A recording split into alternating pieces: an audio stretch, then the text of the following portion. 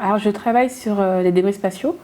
Donc débris spatiaux, on va dire que c'est les vestiges d'activités humaines dans l'espace.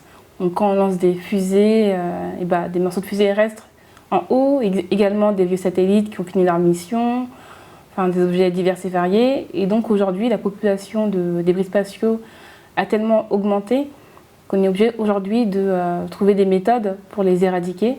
Et entre autres, moi je travaille sur la modélisation en fait, des événements de fragmentation, donc la collision et l'explosion, et voir comment vont évoluer les débris générés. Alors c'est pour pas qu'ils retombent sur Terre, et également pour éviter qu'ils détruisent ou de manière partielle ou totale des satellites dits opérationnels, mais avant tout préserver l'environnement spatial.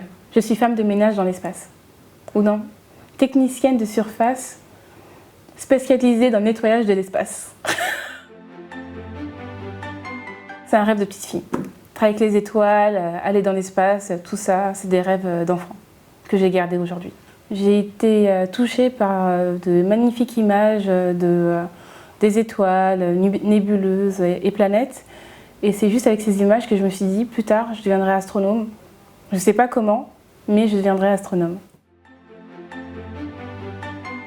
Alors depuis cette révélation, mon parcours ça a été à 100% universitaire. Donc après un bac scientifique, je suis partie à l'université Pierre et Marie Curie où j'ai suivi un parcours en ingénierie mécanique. Après j'ai obtenu un master en mécanique des fluides. Mais ma dernière année de master, en fait, je l'ai faite au Japon où j'ai passé un an dans un laboratoire qui construisait des nanosatellites. Croire en soi. Même si les gens vous encouragent, si vous n'y croyez pas, vous ne pourrez pas y arriver. On peut pas vous remplacer sur ce point-là. La motivation, il faut qu'elle soit là. Croyez en vous, donnez-vous des chances, et même si ce n'est pas facile, essayez. Juste au moins essayez, mais ne pas partir défaitiste. Alors après cette thèse, j'aimerais devenir astronome. Et donc concrètement, c'est faire de la médiation auprès du grand public, que ce soit collégien, lycéen, enfin tout le monde. Et j'aimerais aussi continuer à travailler sur les déchets spatiaux, parce que c'est vraiment une passion, même si ce n'est pas forcément glamour.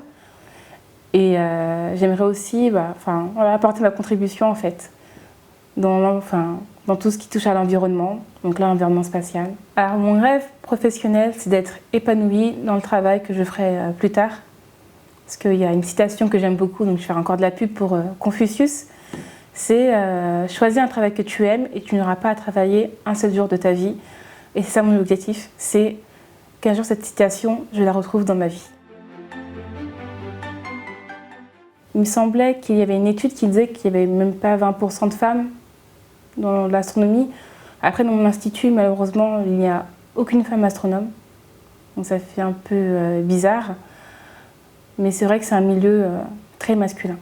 Je vais parler pour mon équipe, donc j'ai pas de problème au niveau du fait d'être femme et eux hommes. Non, je ressens pas de différence, mais c'est vrai que je trouve qu'il y a quand même un manque de diversité dans ce domaine, et c'est vraiment dommage.